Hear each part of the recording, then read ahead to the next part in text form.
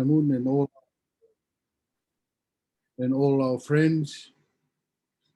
I'd like to acknowledge and welcome our panelists, especially with Senator Moitai Brotherson from Mahinui, also Rosa Moen from West Papua, Desmond, Wayne Kisler, Ellen Cooper, Joshua Cooper, sorry, and also our other participants from CSOs, youth groups, and from around the region.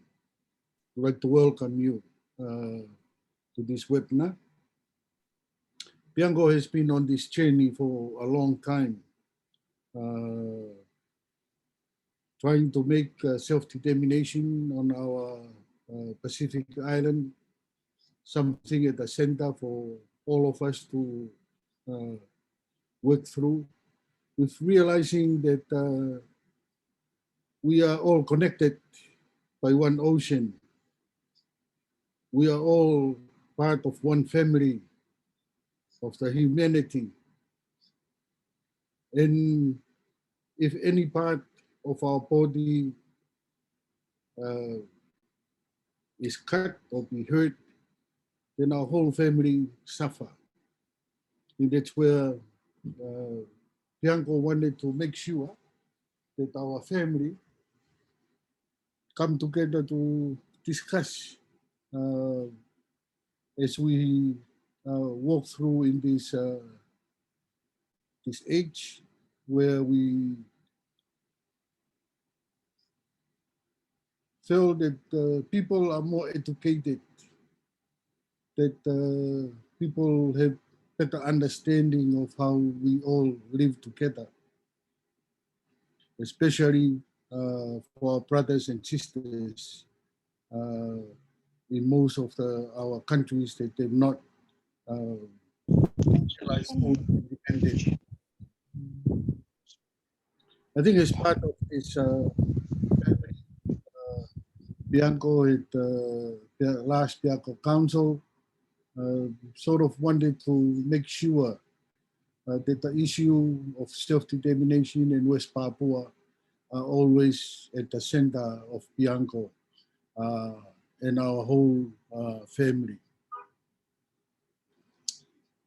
They had appointed me as a special envoy,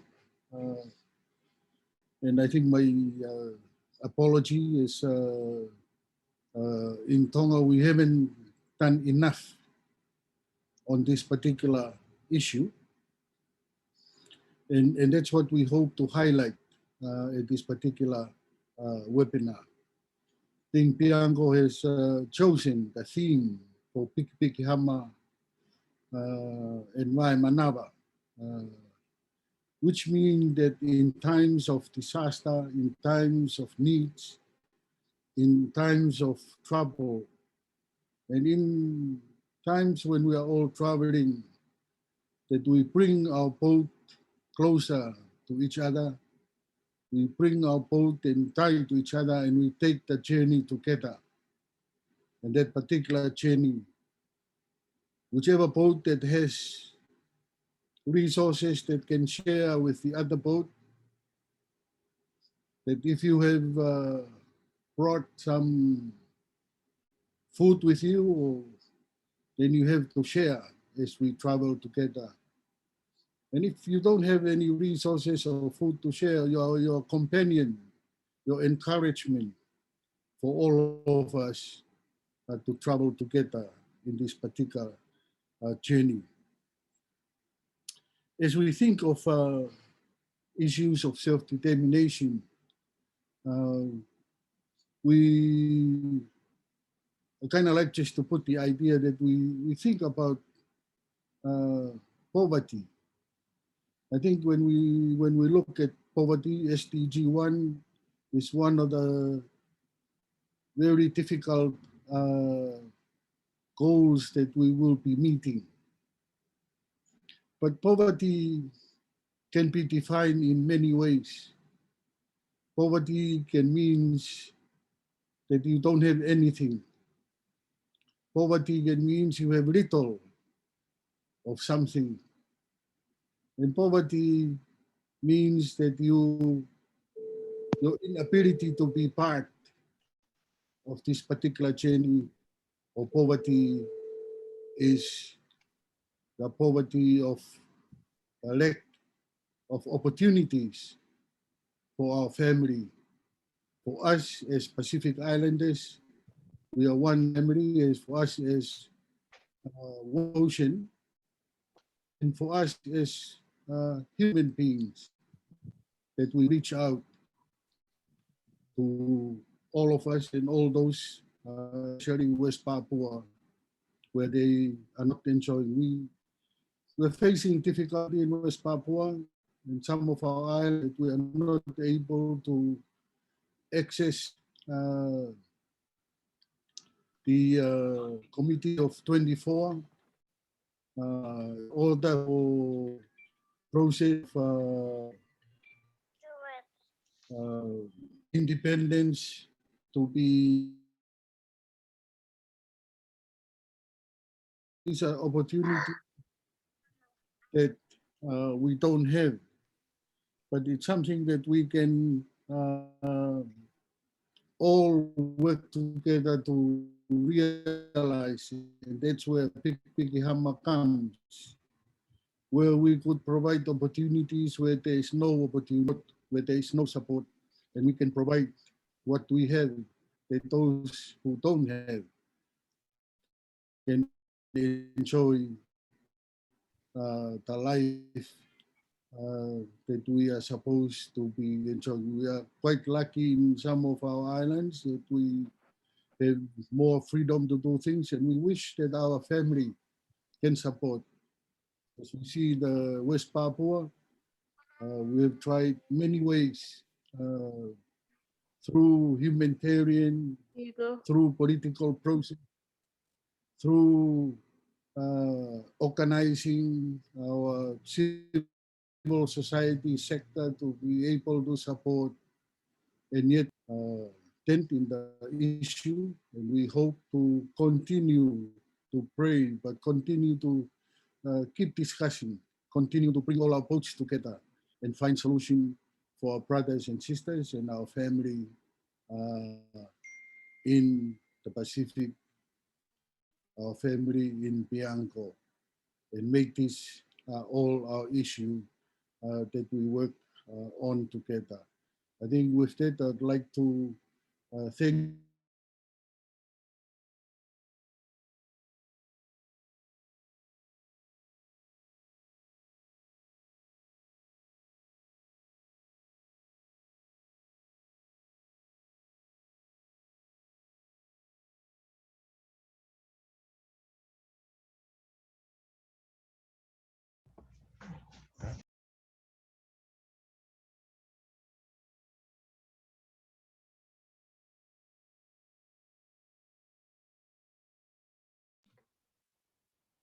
Thank you, Drew. Thank you for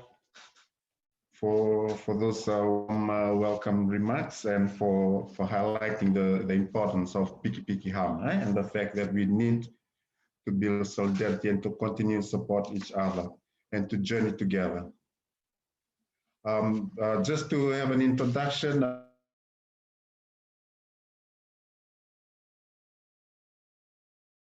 series for the Piango Council series as part of the Global Action for SDG. For Piango, we are organizing the Pacific Week for SDGs, which runs on till the September 30th. For this Talanoa, the theme is on self-determination, be our struggle. How do we make the struggles of our fellow Pacific Islanders as our own struggles? We've seen that in the past few years, the impacts of colonization still haunts us today.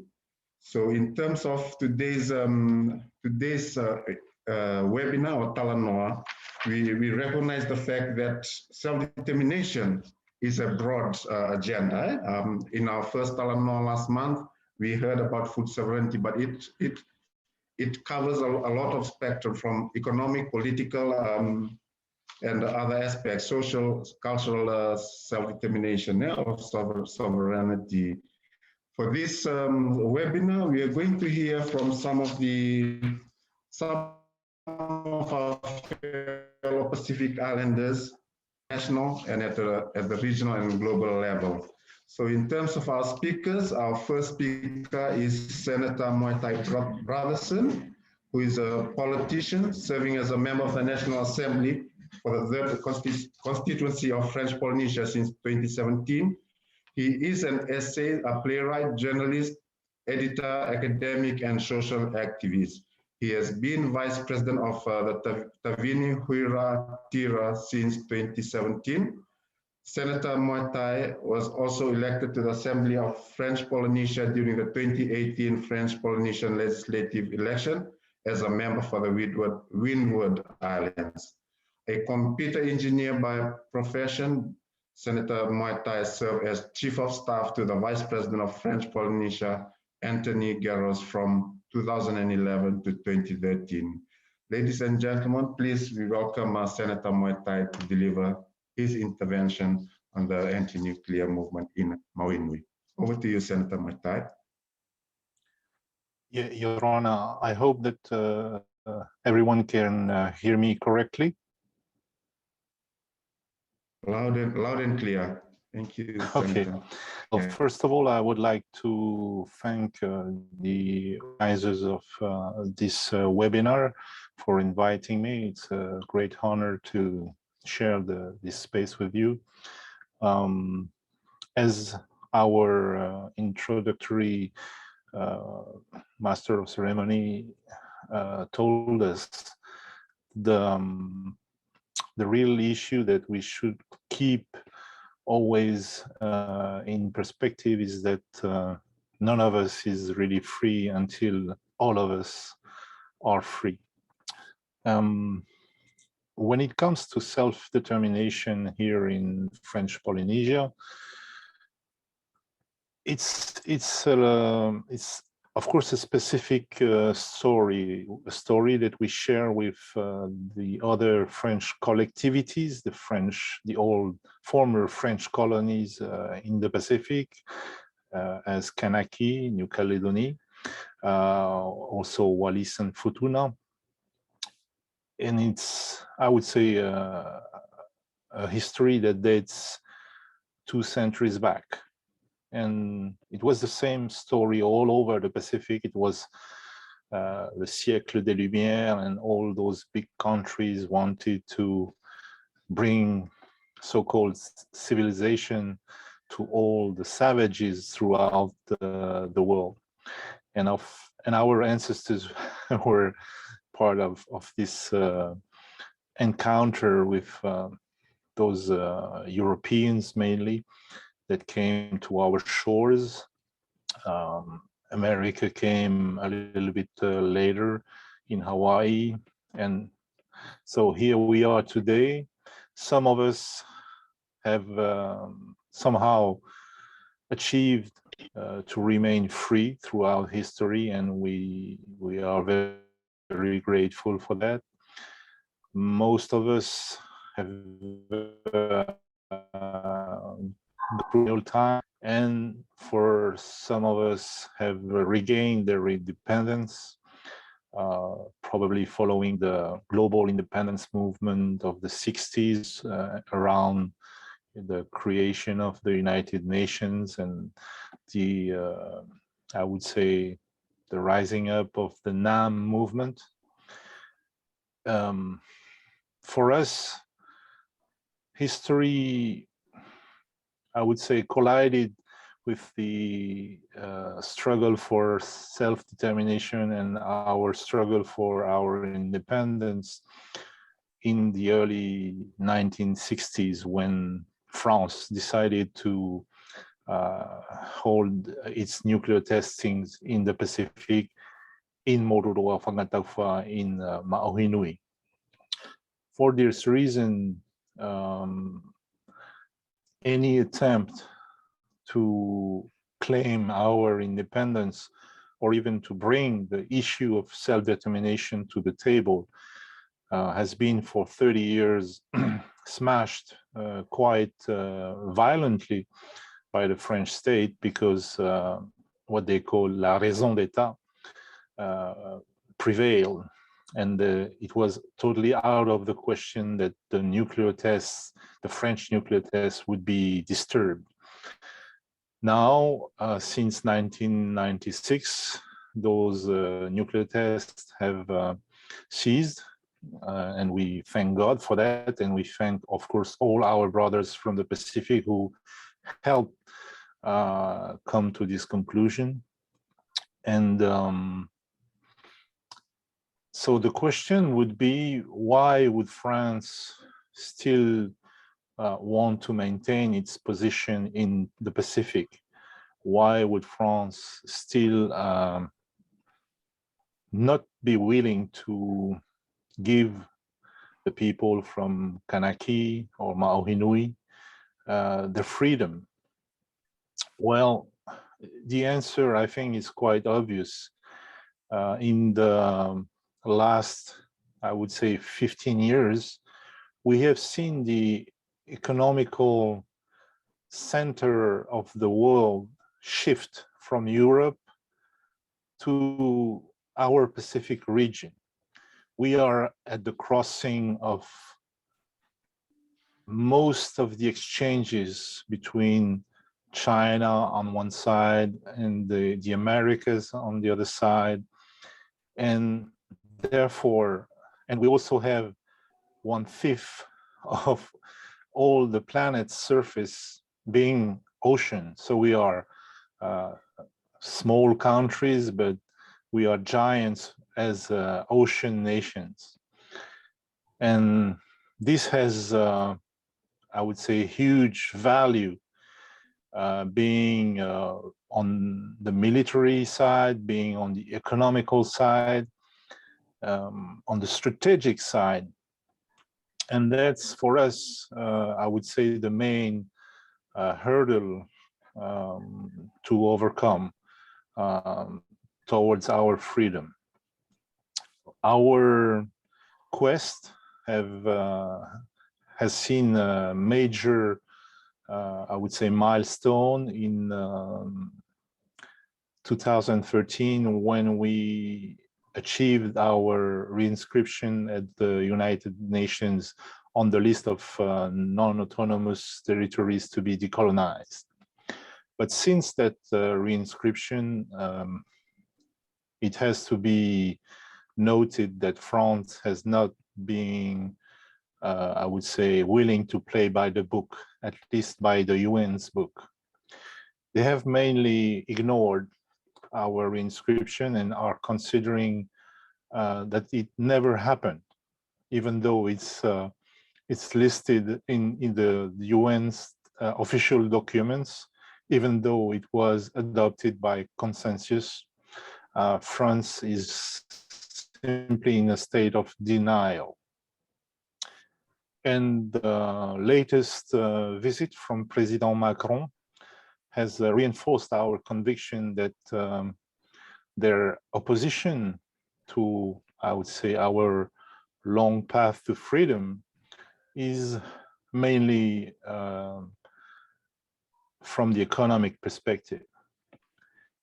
Mr. Macron, when he was here, made a vibrant speech about his Indo-Pacific strategy, and has highlighted the importance of New Caledonia and French Polynesia as strongholds for the French presence in the Pacific. And he has also noted the importance of the EEZ, of those two French colonies. You know, France, 5 or 4 years now, that they are the second largest maritime nation. But if you take just French Polynesia out, they drop to the 15th position. Then if you take New Caledonia off, they drop to the 47th positions. This is a very easy to understand why they are so eager to keep us under their stronghold. And so that's what we have to, I would say, fight in a pacific way, of course, but that's really a case of David versus Goliath. It's not going to be easy, but faith and, faith both in God and in our people keeps us, I would say, fighting. And I would say that the main work that we have to do here, and I can speak only here for the Maori people, is to convince our own people. Because we have to remember that the first job of a colonizer is to convince the colonized that he cannot survive without him. And on this specific point, France has been very successful. They have done a tremendous job of convincing the Maori people that we would die without France. So that's the job ahead of us here, political leaders in Maui Nui. And that's also why we need, I would say, the help of our brothers from the Pacific. Because, when I grew up as a child, and even when I was in my 20s, the message that was hammered here is that all our neighbors and brothers in the Pacific were dying of starvation because they were independent. And when I first went to Samoa, independent Samoa, I almost died, but of too much eating, not from starvation. So, and it was almost the same story in Vanuatu. And so when I came back, I told everyone here that don't believe everything that the French are telling us, because it's simply not true. So that's what I can say from the Maui Nui perspective. But I think what we can share as brothers and sisters from the Pacific is really the fight that is growing between the superpowers across our region. We have simply a casus belli between France and Australia around the selling, the cancellation of the sale of submarines from France to Australia, where the US and the UK have taken position. And that's something that we have been noting since 2012. Of course, this is a way for them, both the US and Europe, to counter the rise of China in the region. But we are already finding ourselves, Pacific people, at the crossing of all these superpowers. And that's, I think, where we should have, I would say, a common thinking, a common position, and we should share our experiences, because every one of us has been in contact either with the US, with China, or with France, and we have learned from them, and we can share what we have learned with our brothers and sisters from the Pacific. So that would be my conclusion, is that of course we have our own path to freedom, and we are doing our best to get across the river. But we all share, I would say, common strategic key points due to the importance of our Pacific region. Thank you.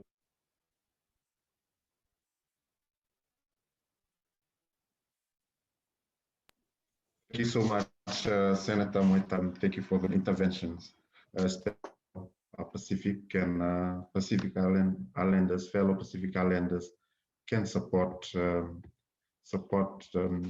people of Mahoi Nui in terms of their quest for self-determination.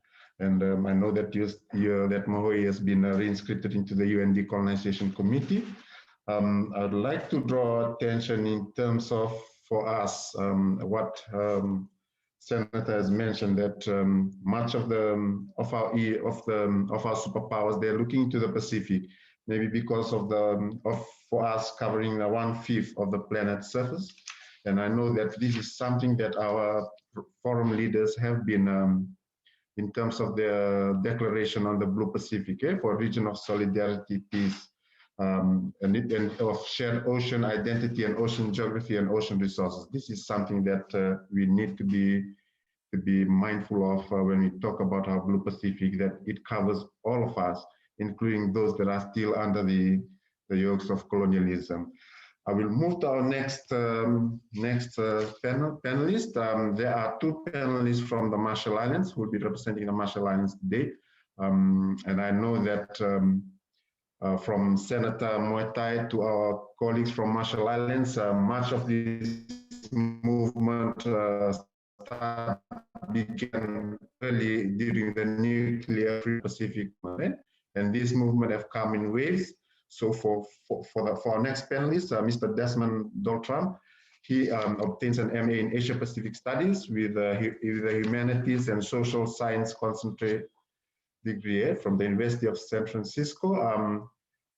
Desmond is also part of the REACH-ME, which is an NGO. REACH-ME stands for Radiation and Humanity in the Marshall Islands, an NGO which was established with a mission to provide information, spread awareness, explore ways to address unresolved nuclear issues to improve community conditions and people's lives in the Republic of Marshall Islands.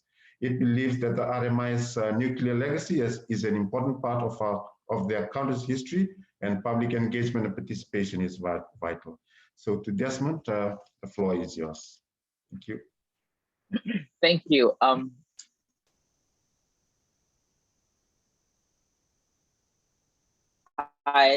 You know, a lot of scholars have told us that, you know, when it came to us through the 3 C's, which is colonization, Christianity, and capitalism. But I will be focusing more on the nuclear colonialism aspect. So if I could just, since one of our brilliant speakers, the Honorable Senator, has already mentioned that, you know, in many ways, a lot of the countries in the Pacific are economic colonies, as Dr. as Miliani Trask has also often said from Hawaii.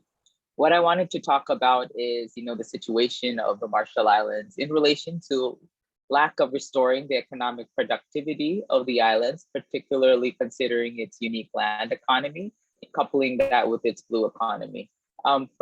For the Marshall Islands, 4 atolls are only recognized in the 177 agreement, the Compact for Free Association. That would be Bikini, Eniwetak, Rongelap, and Udaram. Sadly, there are other atolls that were affected, and they have no way of their concerns because it has already been codified in the 177 agreement that the US only recognizes 4 atolls, even though we already know that 108 megatons of nuclear explosions does not limit just 4 atolls. It's actually the entire Marshall Islands. So for us, our issue of self-determination really goes in line with loss of economic productivity of those 4 islands, and also a lack of engaging in the nuclear dialogue that would bring about nuclear justice for our people, particularly during compact negotiations where the United States refuses to put the issue on the table. Presently speaking, the National Nuclear Commission has been, you know, tasked with bringing up the issue during compact negotiations. And we're still crossing our fingers as to whether that dialogue will reach some form of justice. However, it's been already known that a lot of the documents from the nuclear testing program from the Marshall Islands have yet to be declassified. And if they have been declassified, they've been redacted, meaning some parts have been omitted out, inked out in black. It was only in the early 1990s, that the Marshall Islands found some more evidence, scientific evidence from declassified documentation indicating, I believe it was through the leadership of late Tom Fittinon. He actually was able to declassify some documentation revealing that there was more damage than the US had previously acknowledged. When we think about nuclear colonialism, we also have to think about the associated environmental racism, because if you look at the yield, when you compare the Marshallese nuclear testing program versus those that were conducted in America, the yield is obvious. Like, there is some racial disparity there where Marshallese are put into harsh conditions of living despite, the Compact of Free Association and its preamble promoting the right of human rights. Up until the 1970s, foreign investment was closed off.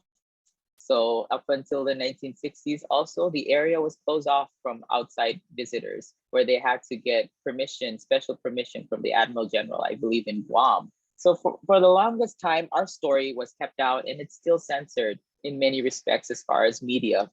We are grateful that the Pacific Islands Forum has been great in mainstreaming our story throughout the Pacific, but there has to be more effort towards greater collaboration in terms of, appealing to American citizens, because it is they are the ones that need to push their leaders. But how can that happen when up until the 1960s, a lot of what happened here in the Marshall Islands was kept secret from their own citizens? So most Americans are ignorant to that history. If you open an American history book, you'll never hear stuff on Project 4.1 where Marshallese were put into internment camps, but if you open an American textbook, you can see, concentration camps of the Japanese when Japanese were rounded up during World War II. So there's a lack of visibility in terms of our story being told to have some greater emotional appeal. But I guess we are trying our best to do what it is we have to do to keep spreading our story. If I could just share my screen just so I could give you guys, oh, sorry, no, never mind. That's all right. One of the things that I believe is necessary as far as, getting our stories out there is, having greater cross-cultural empathy. We did submit a change circumstance petition because under the Compact of Free Association, we put there, knowing well that we already knew that it wasn't just for atolls, that the damage was greater than that. So we put in this change circumstance provision in the Compact of Free Association so that we might appeal to US Congress for more funding to, help these communities build back themselves, particularly when the economic productivity of their land and ocean has been greatly mitigated. If you really look at, island people, we've always been dependent on our land and waters to bring about our own livelihoods. Our environments are entirely connected to our health. And if you take away that, sever that connection with the environment through nuclear radiation experiments, you take away people's right to live, because basically that is what allows them to live a sustainable life. Our land is literally what feeds us, but most people can't grow stuff in Bikini, for example. They can't fish. They can't eat the stuff there. Like, it really severed their own environmental, economic security. And that is what we're trying to do and trying to appeal to the US. A sum of money is not going to fix the issue, because as one of our leaders back in the 1950s stated, she wasn't a scientist, but she literally just said, indigenous peoples see the value of life, the water, like the lagoon, it produces years and years of fish. You look at the land, coconuts, all of that, that's economic productivity, and it's meant to feed the people within those lands in which they reside. But after that nuclear testing period totally severed that environmental connection to the land, that's what we're trying to push the US government to understand. These people need to have their lands restored to its full, capacity, so that it could feed the citizens in which reside in those lands, or our original inhabitants of the land, because right now they are dispossessed in many ways. You know, they are economic colonies dependent on compact grant funding that is not always sufficient to meet their daily needs in a globalized economic structure. I just would like to, I know I only have 7 minutes, so I'm just going to end. And I believe my friend Wayne Kitchener from MISA for the Pacific can speak more on this issue. But one of the things that the Compact team has already pushed forth is to change that narrative, because we are politically handcuffed by the Compact of Free Association that gave us our independence, to go by the narrative that the United States has put forth, which is those 4 atolls are the only ones that were affected. And with the Compact team in place, they are trying to push so that, you know, more islands are recognized, because cancer cases are popping up. For us and people in the Marshall Islands, independence is just a degree of a person being able to control his or her own fate, and not always in an unfriendly way. You know, independence is, to me or to us, I believe, is not, you know, the way the youths of today view it, where we isolate ourselves.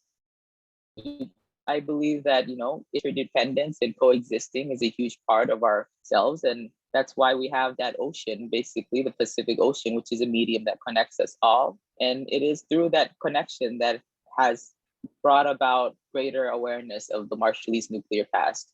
If I could just stop right here, I believe Wayne could say some more. I don't want to talk too much, but that's the situation we are in. If I could just update a little bit on the nuclear ban treaty. The nuclear ban treaty, our government was afraid to endorse it because of our Compact of Free Association with the United States. And a lot of the leaders felt that it placed a burden on the Marshall Islands to provide reparations and environmental remediation to and kind of let go of the US's obligation on that end. So they're seeking more bilateral, you know, negotiations to achieve that end, where they believe that it's the US's responsibility, as was stated in the 1995 nuclear outcome documentation. Sorry, I think I spoke too much. I'll leave it to Wayne to continue more on the nuke. You guys have any questions? Did I speak too fast? Thank you. Thank you so much. Thank you so much, Desmond. I will go straight into Wayne. Just for our information, Wayne Kitchener is Marshallese student studying at the University of South Pacific. Wayne is also the president of the Marshall Islands Student Association, which much of their work focuses on raising awareness about the nuclear issue in the region and maintaining this awareness through student-led activities. Wayne, without further ado, the floor is yours. Thank you so much. Thank you, Josiah. Am I able to share screen?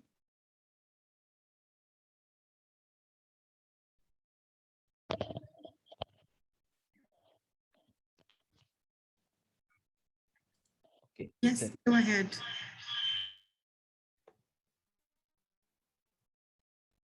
Okay. I'll just quickly share a small presentation I prepared for today. Again, thank you everyone for having me. Okay. First of all, Yahweh. As Josiah had mentioned, my name is Wayne Kitchener, and I am from the Marshall Islands. I am a student at the University of the South Pacific here in Suva, Fiji, and I've been a member of the Marshall Islands Student Association for the last 4 years, and its campaign MISA for the Pacific. I am happy to speak here on behalf of MISA to share a bit about who we are and the work we do and where we're from. But before I begin, I'd like to acknowledge the organizers of this session, my fellow speakers today, as well as those who are listening in today. It's always a great pleasure to have these important discussion among peers and friends from the region. So Desmond has mentioned this, but I'll quickly recap. As many of you are aware, the Marshall Island is located halfway between Hawaii and Australia, as we like to say, and it's part of the subregion known as Micronesia, made up of coral atolls and islands. There's a total of 29 coral atolls and more than 1,000 islets. We are a dot on the map. It comprises of Rayleigh and Radak chain with over 50,000 population. Um, so to understand the current situation, as Desmond mentioned, it is important to show the brief history of the Marshall Islands. So uh, we've been there for over 2,000 years. As uh, Desmond mentioned before, our lives are heavily dependent on the land and the ocean that surrounds us, like many of our Pacific Island neighbors. Um, it is a matrilineal society, which means that land is passed through our mothers, and our social structure consists of a high chief, the Yuroch, and Alat, the men and women who look after the land, as well as the Rijarbal, or the people. Um, the Marshallese overcome many hardship in terms of colonialism. Firstly, came the Spanish when they first discovered the lake claim to the Marshall Islands. They never really did anything concrete there. After them came the Germans. They started by running trade companies as well as such as the copra industry. After that after the Germans, Japan took over, and later the islands became a military base for World War II for the Japanese. After World War II and Japanese lost, the U.S. came in, and we were under trusteeship, as many of the Micronesian countries were. But we gained independence in 1986, and we are currently under what is known as the Compact of Free Association, as Desmond mentioned. So, however, prior to our independence, the U.S. began testing the islands, and, as well as Bikini and Eniwetok. There were a total of 67 nuclear bombs, as I understand it. And these tests were conducted specifically in Bikini and Eniwetok. And March 1st, 1954, the hydrogen bomb was dropped, uh, called the Castle Bravo. And there's a saying that this was 1,000 times stronger than the one dropped on Hiroshima and Nagasaki in Japan. Um, our people recall this day as the Day of the Two Suns, and it's forever embedded in our memories, and one of the many things that we've overcome over the years, and we're still currently going through. They've suffered burn, radiation, poisoning, cancer, infertility, sterile birth, jellyfish babies, all these horrible things that happen throughout after the testing, and are still some of them are still happening. Most especially notable is the displacement of people from these islands where they tested the nuclear bombs. As for MISA for the Pacific, okay, who are we? Uh, we are a group of students. It's a student movement to raise awareness on and share the nuclear legacy in the Pacific, especially in the Marshall Islands, since it's our home. We comprise of Marshallese undergrad and postgrad attending USP and Fiji. And our aim is to prioritize SDG 14.1 to address marine pollution of any kind, in particular land-based contaminants like radioactive chemicals. We also argue that if SDG 14 is not prioritized, then all the other SDGs are not attainable. Some of our work includes grassroots movement advocacy, and one of our main platform is the March 1st Nuclear Victims Remembrance Day. which is a Marshallese national holiday. We have an annual solidarity march on the USB campus. So MISA for the Pacific uses this day to remind the region, specifically the younger generation in the region, on the history of nuclear testing in the Pacific. By empowering our youth to voice their concern and having a say in their own future here in the Blue Pacific.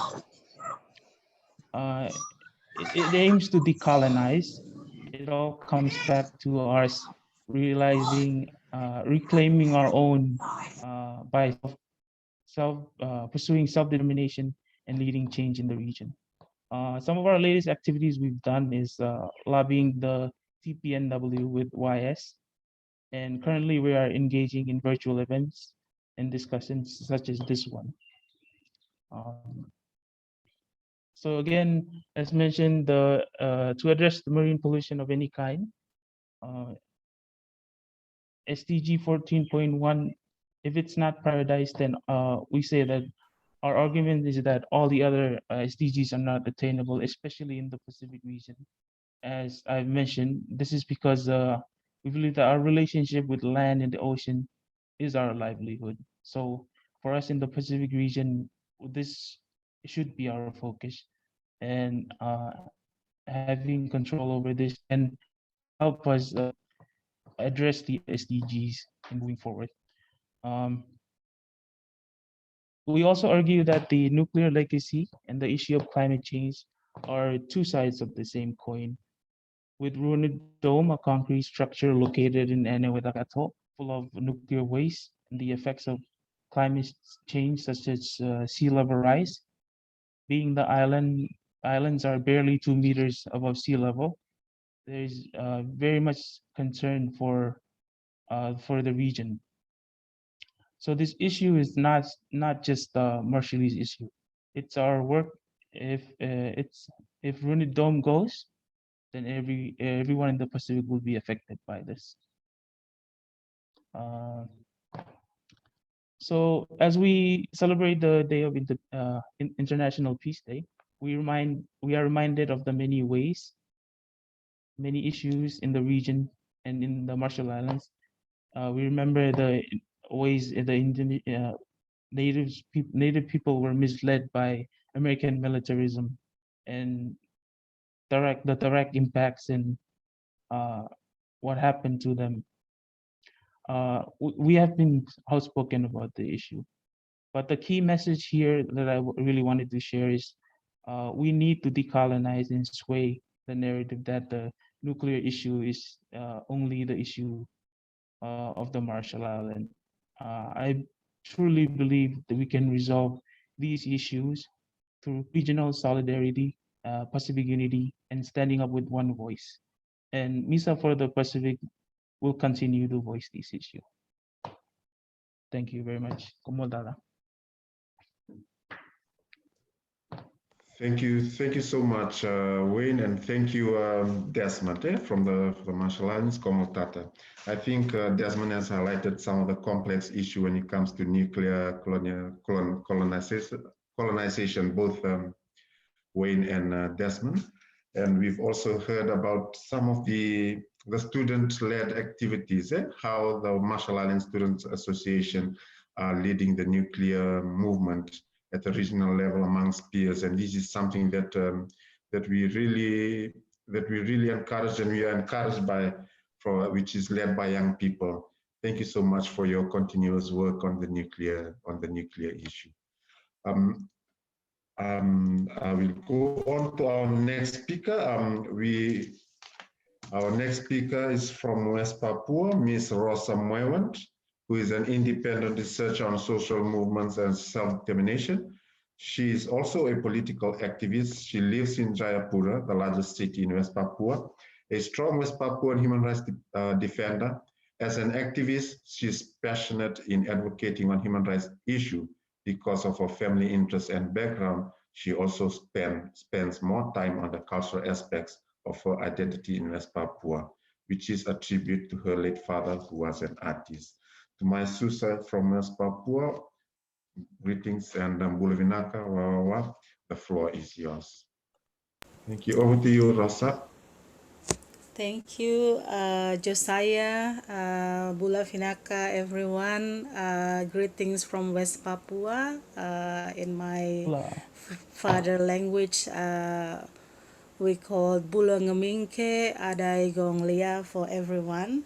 I'm so great. I feel great to participate in this webinar, this conversation, because I think we need more Talanoa on the issue of Pacific people, and I feel a very strong connection with all of you since we know that West Papua is now become one of the key issue in the region, and I want to acknowledge the role of Piango and also other civil society organizations, national and regional organizations, but also students organizations. MISA is always in solidarity with you all, and also for our brothers and sisters from other Pacific region, which is still under the colonization. Our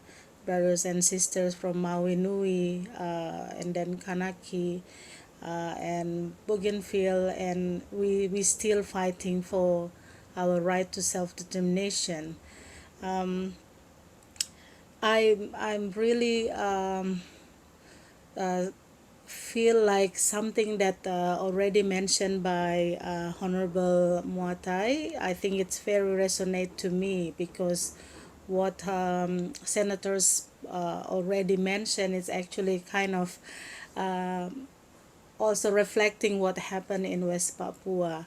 And I remember one of our chief tribal leaders from Amume tribe in the highlands of West Papua, from the land of Amume. He spoke in front of the Freeport Mining Company, the U.S. Gold mining company, when he led his people to protest against the company, and he was angry, and he said he was angry to God, and he said, "Oh God, I'm really angry with you. Why you put us in this land that very rich? Then because it's very rich, and other people came to our land and they kill us. They don't want us to live here because they want to take our natural resources, our gold." And I think this statement is actually representing the voice of West Papuan people right now, when just since 2000, we've been in many ways we facing, and we experience violence, especially came from or coming from Indonesian military. So West Papua is occupied by Indonesia since 1969 through what we called act of no choice. It was a false referendum because West Papuan was being forced to choose to follow Indonesia, and it's only one, instead of having one voice, one vote, one person, one vote. They actually gathered 1,026 people to represent the rest of the population. So that's why West Papuan people still fighting until today. We demand for the proper process of our self-determination.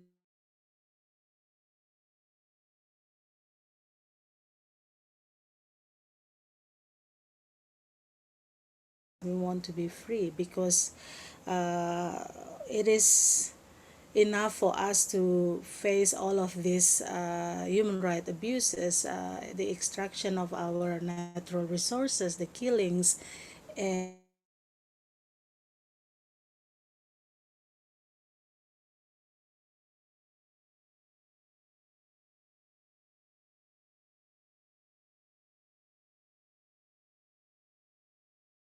West Papua, where people march on the street but protest against the racial discrimination act done by Indonesian people in Surabaya, in Java, against West Papuan students. And for us, we experienced racial discrimination so since we were integrated or annexed to the Indonesia. So people feel like it's enough now. So we need to fight against that. And since 2018, we are facing a very highly military operation in the highlands of West Papua, across the highlands of West Papua. Started in Duga, one of the highlands where, and then the violence is happening because of the also because of the freedom movement, and I think Indonesian military use that's reason or excuse to actually attack civilians, and also to occupy territory where we know that in the highland that was like a very rich area of mining for minerals like golds and others. So that was the first start, and then in 2019 it's continued to the neighbor districts, and now we have series of attack in almost across the highlands. And it's also done by the military joint operation with police. We know that police should do the civilian security, but rather in West Papua they have a joint force with the military. So I think the development now in West Papua is we have thousands of people being displaced, what we call internal displaced persons. People's they left their villages, they went to the neighbor villages, and seeking for refuge. And the only place to find a secure place is the church, because church try to accommodate all of the internal displaced. So now we have I think it's more than I can say it's almost 10,000 people now. It's difficult to find an exact number about how many people is being displaced, but according to reports from some media, it's because it's spread across the highlands. So in some places it's 5,000, in some places it's 1,000, and recently we heard about 2,000 people in the Sorong Regency. So the motive of this attack and conflict, they used an excuse to attack people because of the freedom fighters, because we also have the armed groups called TPNPB, and we also have political organizations representing the movement, which is the United Liberation Movement for West Papua. So we have these two political wings that now trying to push the agenda of self-determination, but we also have civil resistance movement inside the country led by students and young people. So now the Indonesian government really want to target the freedom activists by using any policies and regulations and law to target them, and even to arrest the non-violent activists. Just recently, our friends, comrades Victor Yemos being arrested because of his involvement in the protest against racism in 2019, and he was charged under the treason article. So now he was very sick, and we managed to get him out of the police detention and took him to the hospital. So now he's in that medical treatment. But this kind of situation is actually representing many of our political activists being arrested without a proper treatment in the jail or prison. So many of them experience poor condition of health. So this is one of a Victor is one of the example case of how West Papuan being treated just because they speak up non-violently about the right to self-determination or against racism or against exploitation of natural resources or any kind of voice representing people's voice.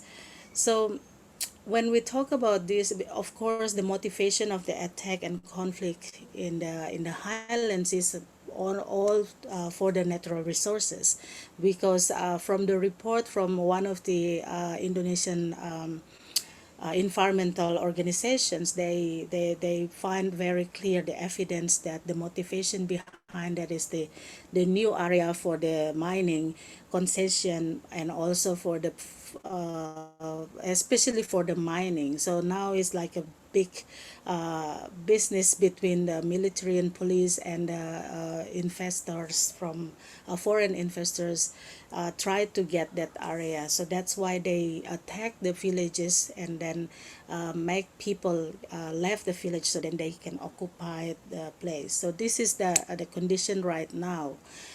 The consequences of this is, of course, we have internal displaced people, persons, but we also looking at the recent development in the region in terms of our political process, that the issue of West Papua is started to dying out. I think because of the also because of the interest of the leadership in the region. I think through the Pacific Island Forum, I think it becomes more challenging for us to reach that, especially since Indonesia is very active diplomatically but also economically approach our leaders in the Pacific to offer funding for development under the development aid with support from Australia and also New Zealand as a big players in the region. I think it's quite challenging, and of course Fiji is also one of the key actors that always very close to Indonesia. So it becomes one of our challenge, and with the interest of Indonesia in their Indo-Pacific program, they started to create more activities such as Pacific Exposition, which was done in 2019, and it will be happening soon in October this year in New Zealand. But at this time, I think it's going to be a virtual exposition. But of course, by having this kind of exposition, they invite leaders from the region to come and they offer them funding for development. So I think this is one of the challenge that we need to face, and they always promoting democracy and human rights, but at the same time what happened inside the country in West Papua is very contrast with what they promoting, and of course they invite more investment to West Papua. And with the new law, Indonesian law, what called omnibus law, it's actually open more opportunity and space for big investors to come and digging our natural resources. So I think we made a good big wave in the last few years in the region regarding West Papua issue, and especially when we started to reach the regional organizations like Melanesian Spearhead Group and then Pacific Islands Forum. And I think what we need right now is also to hand in and work together to reach more to keep the wave is to keep the wave, because I feel like the wave is slowing down. Maybe it's a low tide right now, but I think we also need to create the wave, at least just to make the waters more fluffing, and then we can see people can see that. We need to also hand in hand and working together, especially with Maui Nui and New and Kanaki, because I think one of our big the common enemy is in capitalism in the region and also militarism. And Indo-Pacific is one of the very interesting project that everyone want to come to the Pacific and play their role there. So I think this is something that we should follow up. And I think for Piango as a regional organization, I think Piango will be, play a very important role to bring us together and to create a bigger wave once again in the region, and to use all of any opportunities to raise our issue, individual issue but also collective issue. We're facing a lot of things, and our elders, West Papuan elders, already involved in the Pacific Free Nuclear Independence in the past. We have Rex Rumakik, and we also have some other peoples. And I think now our generation, we need to continue that, working together, because as a younger generation, we feel like we've been excluded even from the map.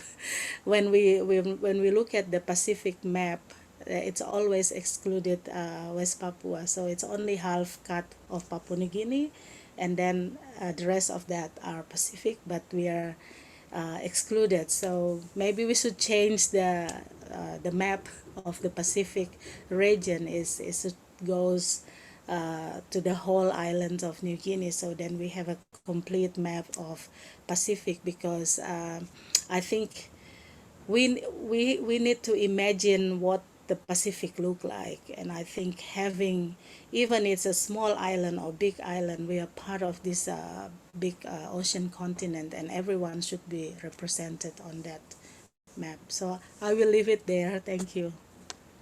Thank you so much, Susa. Thank you for sharing thing on the freeway on the West Papua. And I know that you have been really busy with the campaign to free Victor Yemo. So congratulations, and it's good to hear that he has finally been released to have a medical checkup. I know that similar to our former panelists, we've talked about capitalism, the impacts of capitalism, of militarization in the region, and the impacts of colonialism. And these are some of the complex issues that even in independent countries in the Pacific, this issue is still, this development issue is still, is also a major issue that we are also facing. Thank you so much, Susa Rosa, for those sharing. Thank you. Just to move on, I know that my friend Maverick from Solomon Islands will be joining in soon, but I will now give this time to Joshua. Joshua Cooper. Mr. Joshua Cooper is a human rights advocate engaged in global and regional mechanisms which guarantees fundamental freedoms. Joshua has also participated as an official observer at United Nations meetings in both the Charter and treaty bodies of the human rights machinery for over a decade. He is an academic, advocate, author, analyst, and activist based in Hawaii. Joshua has created, crafted, and coordinated dozens of courses in political science, journalism, and peace studies. He attends the main human rights treaty bodies, focusing on civil, political, economic, social, cultural, racial discrimination, women, torture, children, migrant workers, disability, and disappearances. So Joshua is someone who has been engaged at the UN level, and he will share with us how we can advocate on the various issues that were raised by our panelists at the UN level using the mechanisms that are available. Joshua, aloha, and welcome to the webinar. The floor is yours. Aloha, Bula, and thank you so much. It's an honor to be on the panel with Rosa, Wayne, and Josiah. Amazing comments, and it's always good to be with Moatai to be able to share. I think I have that same Bula Aloha shirt that he was wearing.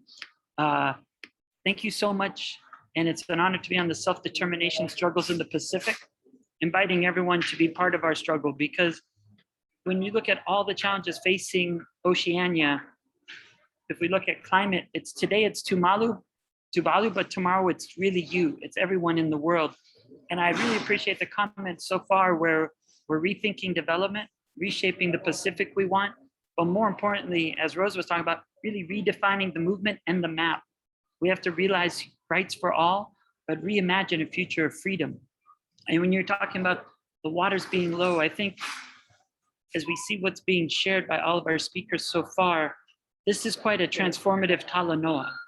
And it's also a historic date. I'll never forget this date in 2014. I was at the UN General Assembly, and Kathy Jetnil from Marshall Islands gave her poem, her manifesto as a mother to her baby, saying, "No way will we ever leave our homeland." And that was quite a moment. And I think we should honor this day, September 23rd, as they do September 21st as International Day of Peace. This should be the International Day of Climate Justice. And we should organize and work through that as a community. When another important moment I remember being at the UN was with the Hokulea canoe.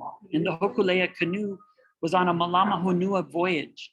And the Malama Honua, of course, means to take care of each other, but also our island Earth. And that's the one thing all of our speakers have shared so far is we all understand that we're in one canoe, one baka. And whatever happens to one of us happens to all of us. But we also understand that unique kinship and relationship with all the elements of nature. Whereas too often, the other world is focusing just on profit and forgetting about the planet. And of course, the most important element, of course, the planet and the people. And so when Hawaii brought the Hokulea canoe to the UN, especially when we're thinking of self-determination, I've been to many meetings. I was there when Tahiti was able to get back on the list of decolonization. I've been there for permanent forum meetings. I've been there for UN Human Rights Council sessions. But when Hawaii was there with that canoe, with Hokulea outside in the East River, that's the first time there was respect. It wasn't indigenous peoples coming to plead, to ask to be heard. It was ambassadors listening and having questions because they realize they've lost their way. They no longer know where they are. As Jean-Marie Gibault of Kanaki said about the French and Europe in general, they're like a coconut with no roots floating in Moana Nui Ake and in the Great Pacific. But the sad part is the world's following them because of those tools they have of capitalism, of militarism. And when you think about what we've survived, I really do appreciate that because I think about it often. There's been waves of colonization washing on the shores. And it's really been waves, it's been missionaries first, then merchants, and then military and mercenaries. And they've been pursuing God, greed, and gold. But what we want is the good for each other and the good for our Aina, our earth. And so I think we should really bring that new way forward. And it's embodied in all the calls of every head of state right now at the UN General Assembly 76th session. That 76th session is the high level general debate. But the people of Oceania have never lost that. And that's really what the gift we have to share with the world, because we need to change the relationship from exploration to one of genuine exchange that's rooted in equality and equity for one another. And I know many of you, of course, have participated at the UN, have been able to demand dignity there. And of course, this week I would be with many of you at the General Assembly. We'd be there speaking truth to power and demanding a new way forward. Or we'd be at the Human Rights Council in Geneva. And that's an exciting time. I can share with you now, we're actually doing it, of course, virtually, but there's a new resolution for global recognition of the right to a clean, healthy, safe, and sustainable environment. And that's nothing but the wisdom of our ancestors there. And finally, the world is listening. The other exciting new development is a special rapporteur on climate change and human rights. So that's where we would be. Or we would be preparing to go to Glasgow at the climate summit to make sure that we strive for 1.5. Or this summer, we were at the high level political forum. But like you, I've been home. And I have to admit, I don't mind it at all. It's great to be home in Hawaii. It's great to wake up in the same bed. It's great to see Leahi, the mountain, the extinct volcano behind me. And during that time, one of the things we did was Hokulea. We went to Maui on April 30th. And that's where Hokulea launched to go to Tahiti 45 years ago. And what we're looking at is we planted canoes, we planted koa trees so that future navigators would have their canoes to be able to link with everyone that has been speaking so far. But we also created a star compass, and we planted the first pohaku, or 4 stones. And those stones were from different islands in Hawaii. And the star compass, of course, has 32 hale, or houses. And what will happen in the next 5 years is Hokulea will go throughout the Pacific and visit many of you and bring 1 pohaku back. And then that star compass and that navigation school will be a place where all the youth can come and study the ancestral ways and know how to move forward. Until that time, though, I think we have to demand dignity. We have to fight for freedom, as our senator shared for us, and raise our rights everywhere possible. And let me just share three ways that I think we can do that. The Human Rights Council, every country is reviewed through the Universal Periodic Review. I think that's a great space for us to make sure that the voice of the people is heard. And we've been working with Piango as well, and we can organize entire campaigns, but we can read the whole 4.5 years and plan a strategy. And it's not to turn in a report to the UN, but it's to put our priorities that we're already working on at home. And I really appreciate the way Wayne placed them, and then just put that into the global agenda and make sure that it's raised there. The other is the UN High-Level Political Forum, where the Sustainable Development Goals are talked about. And if you look at the SDGs, every country in Oceania has almost been reviewed through the Voluntary National Review. Next year will be Tuvalu. That's another chance where those 17 goals of no poverty, 0 hunger, good being and good health, quality education, gender justice, looking at clean water and sanitation. In Hawaii, Vaevae, water was the term for wealth. We know how important the natural environment is and how we can't live without water on a daily basis. And I'll never forget the High Commissioner for Human Rights said, if you think your money's so important and you don't think the environment's that important, try holding your breath and counting your money. But of course, you know you won't get past too many zeros. So we need clean air, we need clean water, and we can use that Sustainable Development Goals because it also has renewable energy. It also has decent work and economic growth, innovation, infrastructure. It also has reducing inequalities among all people, and then human rights cities, communities, responsible consumption, which most of us already live. And then of course, climate action, life below sea, life on land, peace, justice, strong institutions, and partnerships. And I consider this really planting that seeds for the partnership for us to continue working forward. And I guess the next opportunity is the UN Framework Convention on Climate. That's NDCs, nationally determined contributions. That's not only holding our governments accountable, but we can now demand that those countries lower to make 1.5 to stay alive, not 3 to 4 where it's on its track to now, but to push for the NDCs. And of course, this time it's loss and damages. So there's so much more I could share, but I believe the vision of Apele Hau'ofa, pointing out that we are Oceania and changing the direction rooted in really human rights. And there was that recent song that was released that I'm sure many of you heard called Rooted by an amazing student from University of South Pacific. But she's saying we are connected to the land. As long as we never forget that, we understand that. And with COVID, the whole world is understanding exactly what we've always known. What is important is our family, what is important is our relationships with each other, and more important, that relationship with the sacred earth. And we then can use that as the basis for our building back better, as they talk about, but building better in beauty and balance, which the world has entirely forgotten. And that's what, from the first speaker, as it reinforced, that's what we have to share. And now the good news is we know how to utilize the UN on how to be able to make an impact for our island nations. And I really think we can redefine it. We don't have to be small island developing states.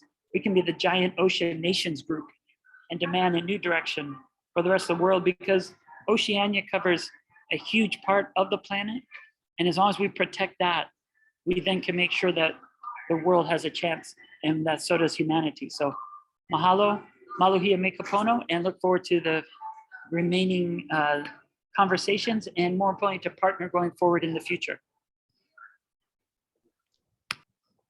Thank you so much, Joshua. Indeed, thank you for those for elaborating on the ways in which we can push this issue at the global level, and hopefully it's something that we will work on after this webinar.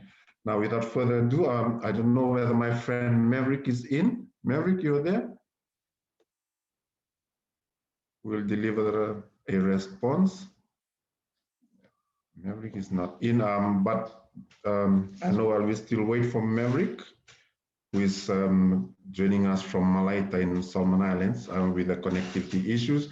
I will give this time to the Fiji Council of Social Services to have a response, to deliver the response in terms of the panel discussions that we have had.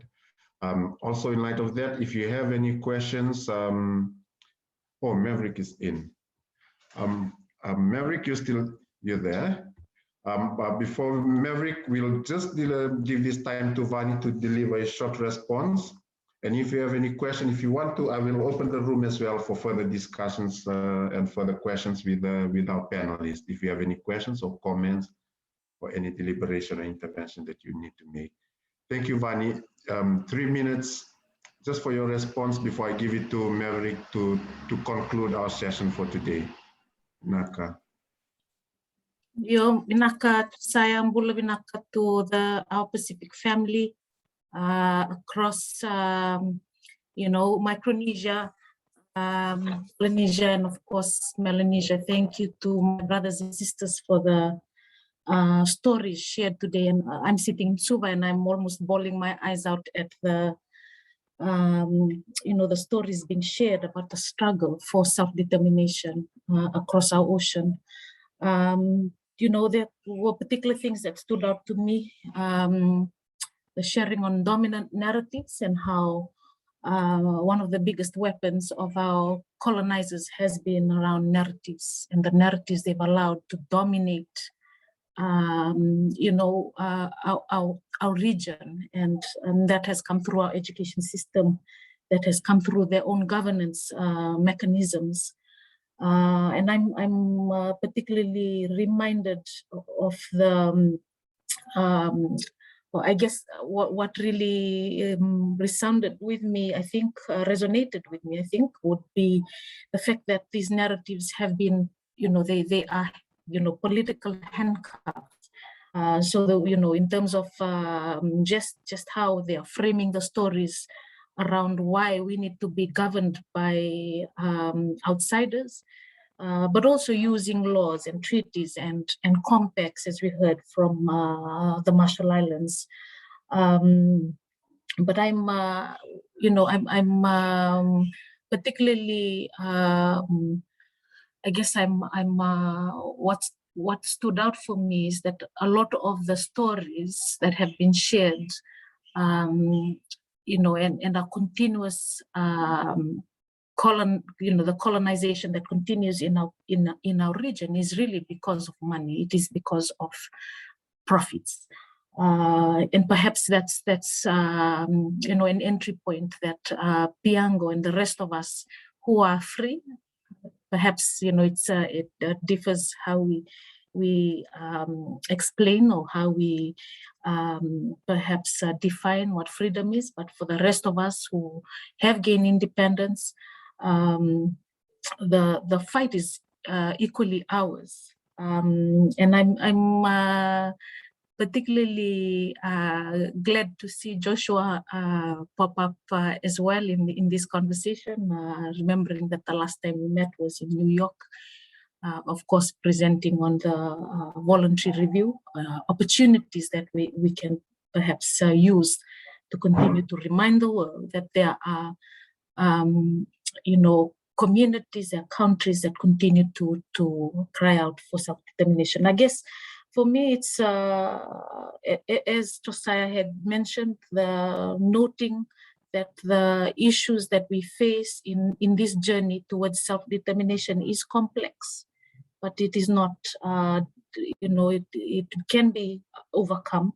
I'm particularly heartened by the effort of our student movements, particularly at the Regional University of the South Pacific. These are protracted crises or fights, and we need to be able to, as our brother from Tahiti had shared, we need to continue to keep the faith. And I think at the end of the day, faith, both in God and in our people, continues to fuel the fight. One of the interesting, I guess, initiatives that FCOS has recently joined is the Pacific Education and Advocacy Festival. And part of our interest as FCOS in this initiative and why we've joined it is because it is led by our Asian colleagues, and and that's really to look at what strategies may be more useful being led by outsiders, and not just outsiders, but also those who are, when we talk about this fight being if we look at our spheres of influence and look at who we need to be influencing in order to continue to gain some ground, we will come to a point where we will probably have to look at who is more effective in a particular aspect of this fight, and to be open to that, I guess. For me, the issue around telling our stories our way is already happening. How do we scale that up? And I think Piango, being the umbrella organization, is best positioned to do that. Many times we've become territorial about how we fight our battles, but in different phases of the fight, I think we need to look at how we share this, and how we open up that space so that others who can be more effective in pushing in various spheres of influence can be pulled in, and how do we enable our spaces to allow that. I think that's my takeaway from here, is that Piango, as always, continues to explore ways to continue to build traction and maintain the momentum, or even scale that up, but also to see who else in our spheres of influence, because we are part of a global CSO movement. How do we make sure that we bring them on board? And I think I'll leave it there, Josiah. I have to leave in the next 2 minutes. Thank you. And all the best. We are from Fiji. As always, our prayers and our well wishes to our brothers and sisters across the region fighting for self-determination.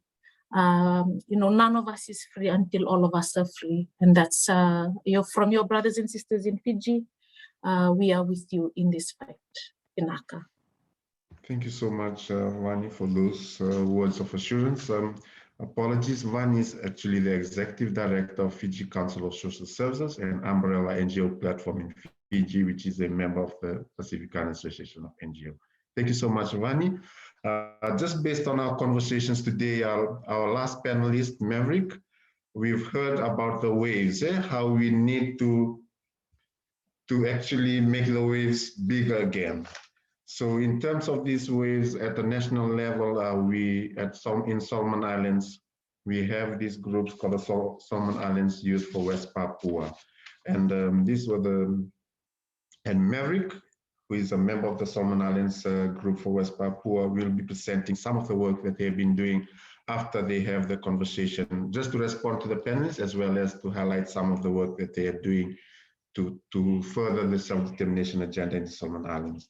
Maverick is actually the acting USP SA Solomon Islands campus president, president for the Student Association. He's also a member of the Solomon Islands Youth for West Papua. He has been involved in a lot of advocacy work in the provinces of Solomon Islands. Currently, he's in Malaita on one of the outer islands doing advocacy, youth advocacy. Maverick, the floor is yours.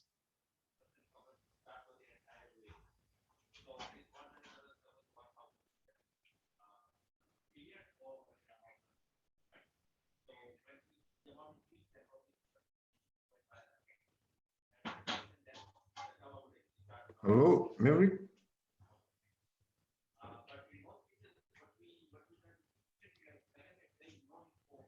We've lost Maverick again.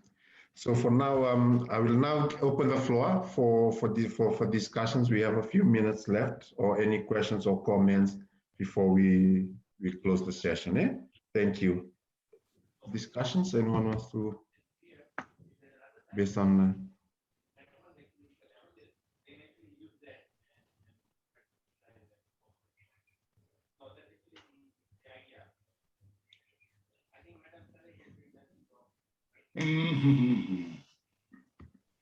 hello?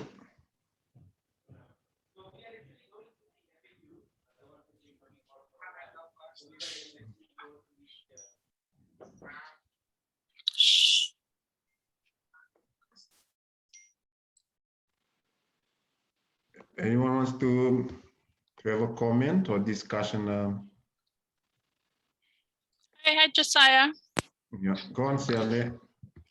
Yeah, I think just perhaps reflecting on the conversation that we had now, that you know, in addition to what the sharing from Mani, that we from Piango, we had been engaged in a lot of you know, advocacy work around the regional at the regional level, at the global level. But I think we, as we are talking about the shift, as we are talking about the new narrative, is probably where we are coming in to see how can we further re-engage our civil society from our country, and I'll leave the opportunity to Maverick as he's connecting, and I'll make my comments later, Josiah. Thank you, Marlon, Siale. Maverick, the floor is yours. Maverick, you there, my brother?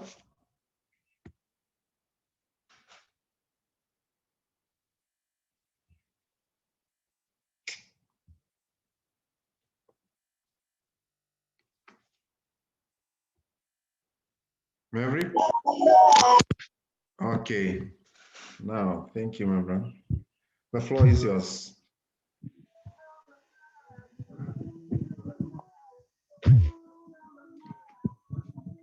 Sorry, my brother, we can't hear you.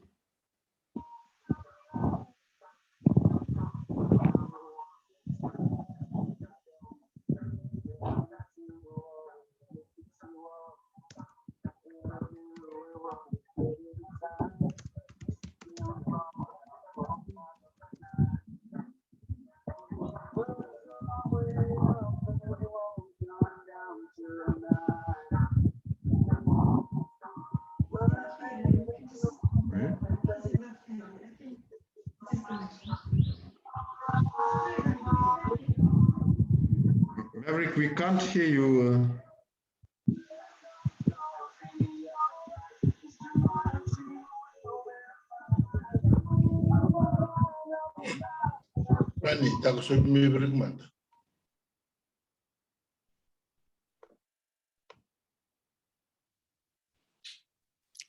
Sorry, Maverick, we cannot hear you. And perhaps I can continue with my comments, Josiah. Yeah. Or maybe Maverick, you can turn off your video and try again.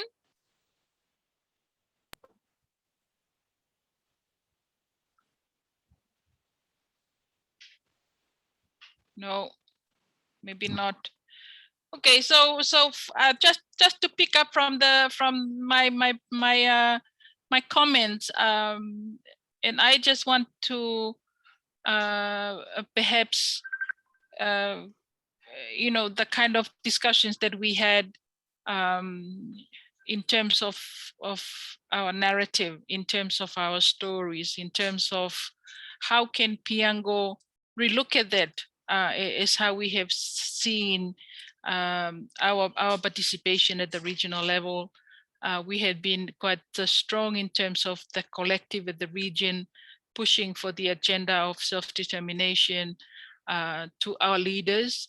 At the same time, at the global level through the our global partners. But at the same time, what we have also recognized is that we still have a very weak link in connecting our own Pacific civil society. And it comes from a Piango platform where our national members, our umbrella NGOs that are present in 24 countries and territories in our region, we probably need to, well, this is why we are having this conversation, is to really look at that. How can we further engage our own members so that we don't, we don't expect to go to the UN and expect to go to some of the global platform, as Joshua had explained and further elaborated by our other speakers. They talk about the UN, they talk about making sure that they're registered in the UN system. And we know that in those spaces, we may need to look for alliances from across Africa, across other region in the international community, to support our cause, support the drive for self-determination. But it's not. I would say it doesn't feel right to look at our other Africa, Caribbean, and other countries to support us when we don't feel that all of us in the Pacific feel that this is something that we own. This is something that the struggle of our sisters and brothers in Mahunui, in Kanaki, West Papua, Wallis and Futuna, that we still feel distance, that we don't feel like that we own, but share the feeling of that, I suppose, togetherness and that solidarity that Vani had shared. And I just want to bring that perhaps to the kind of conversation that we had. But this is the kind of narrative that we need to change. That when it's become an issue on nuclear legacy, it's not just MISA, or it's not just Reach Me or a particular group in Marshall Islands that are comfortable to talk about this, but we feel like anyone in our region can just stand up and relate those stories, just like it is their stories.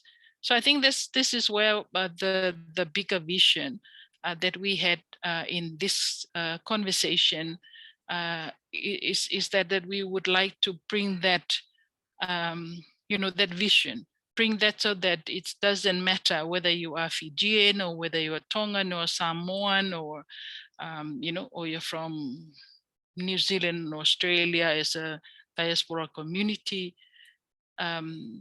But when it comes to any of those self-determination issue, you don't feel like that it belongs to Marshall Islands or you just feel like it belongs to us, it's belonged to our region, it's belonged to the Pacific.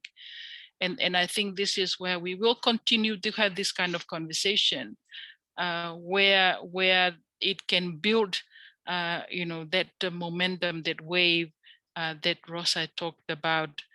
We need to change that kind of perspective and narrative that Honorable Senator has shared in our friends and colleagues from Marshall Islands. And when you are really from another set of generations, and then you see our young students picking up the fight, then it should be no excuse that we feel like that they should be fighting on behalf of all of us. But that's really the message that's coming out. And I think this is where Piango, EFCOS, MICNOS, and all of our partners across the, and our members across the Pacific should continue to test our own system. We have Maverick from Solomon Islands. Unfortunately, he's not able to speak, but he's also part of the TSC community. And so these are the things that we would like to continue to have these conversations, explore new ways. One is talking about partnering with some of our Asia civil society community. Perhaps they have something to, that there could be an entry point. We are looking into SDGs as an entry point. There is something that we are yet to really find our own footing, but in terms of humanitarian, we have been doing a lot of work around humanitarian localizations. It could be an opportunity. It could be an entry point. So this is something that we may not, we may not find solutions right now, or we may be seeing like that we run out of any options.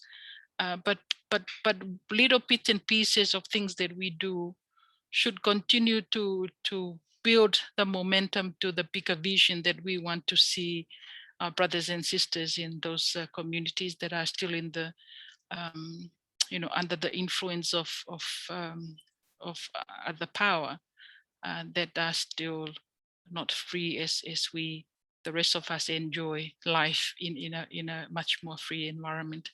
So that's just my response. Josiah, is a bit too long, but if you have someone else to make any comments, over to you. Malo Siale, thank you for your comment. Any other final comments before we end our session or wrap up this session? To our panelists, do you want to make, and if you want to make a final comment? Josiah, if I may. Yeah, Drew, go on, Drew. I think what everybody's have shared resonate with that we can have a free Pacific, and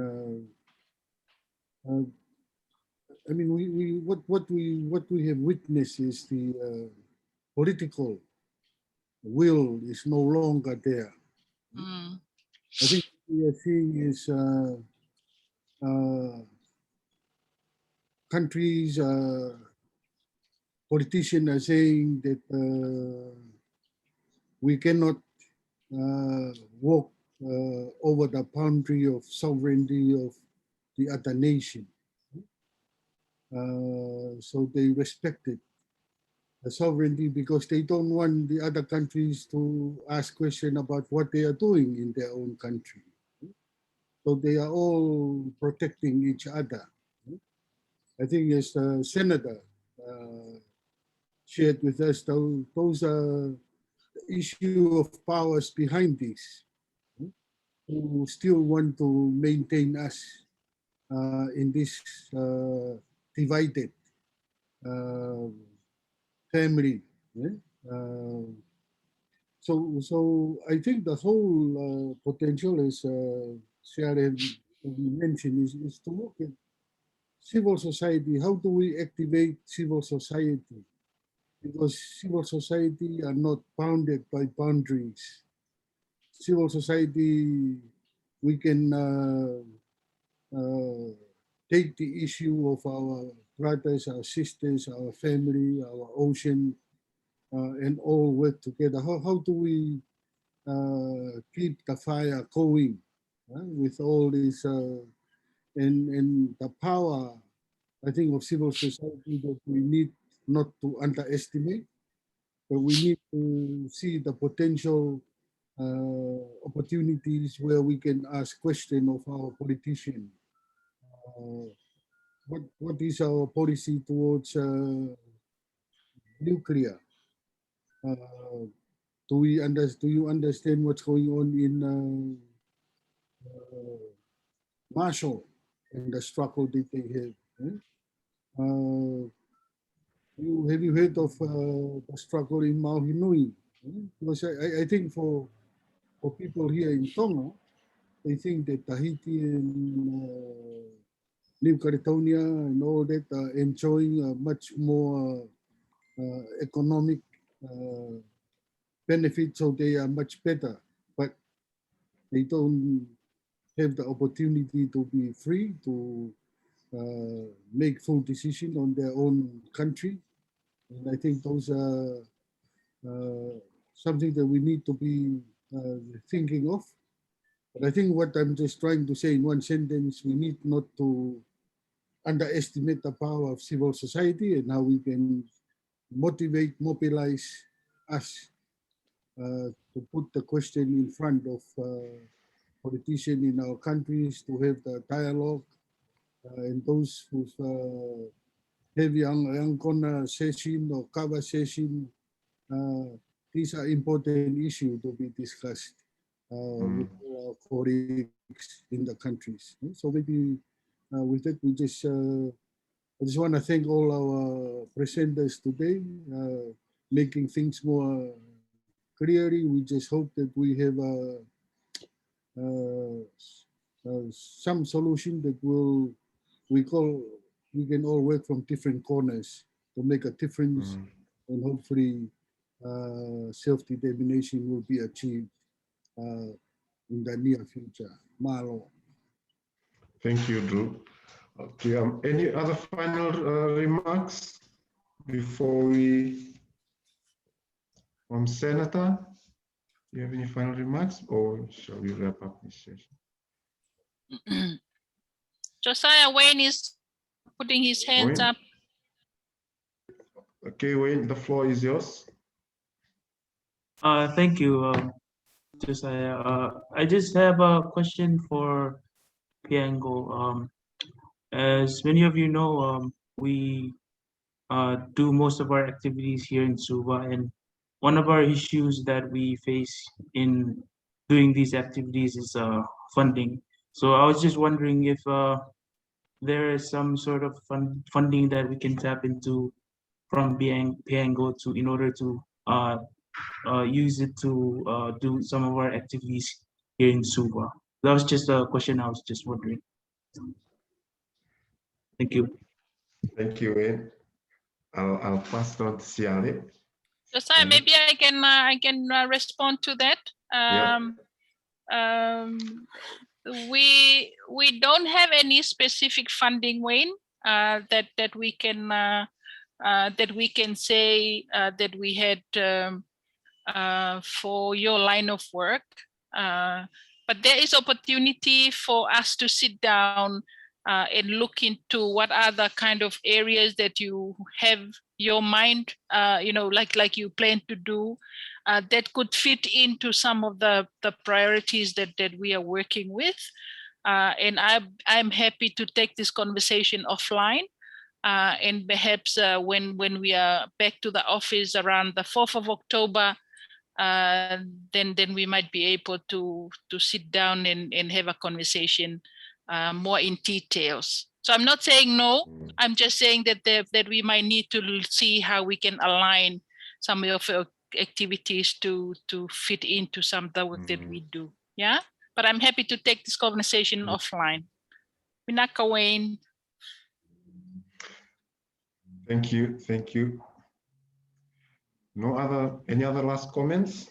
I know that time has caught up with us. To just wrap up this session, on behalf of the Piango Secretariat, we'd like to thank you, Honorable Senator Moitai, my sus Rosa, Joshua, to Desmond, Wayne.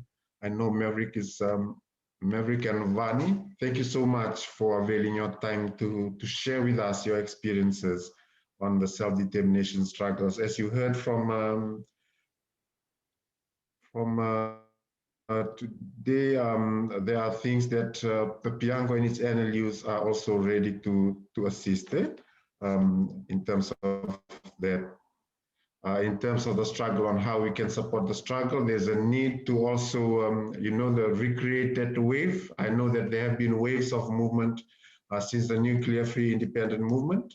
but there is a need to recreate that movement, so that the wave keeps on growing bigger and have that pressure. I know that we need to recreate that high tide maybe so that the wave is stronger. Thank you. I know that that there are comments coming in, but in terms of the session, thank you so much to our panelists. Thank you as well to our participants for listening in. I know it's a long session. Eh? So on that note, Vinaka Wakalevu, and thank you very much to everyone. Vinaka. Thank you. Bye. Bye, Rosa.